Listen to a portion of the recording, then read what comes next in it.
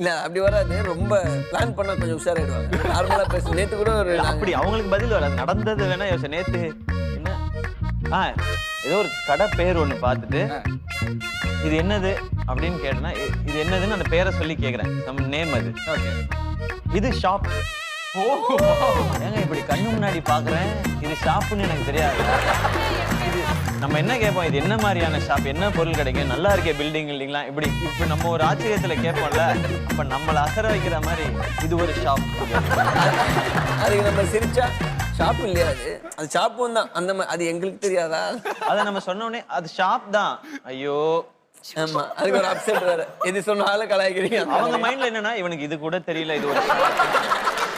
இவன் இன்னும் ஹீரோவா நடிச்சிட்டு இருக்கான் என்ன, ஐயோ பாவம்.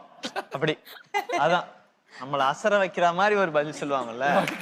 இப்பெல்லாம் அது முன்னாடி வந்து எனக்கு வீட்டுக்கு போனாதான் புரிஞ்சிட்டு இருந்தது. இப்ப எல்லாம் இப்பயே புரிஞ்சிருச்சு. 2 படம்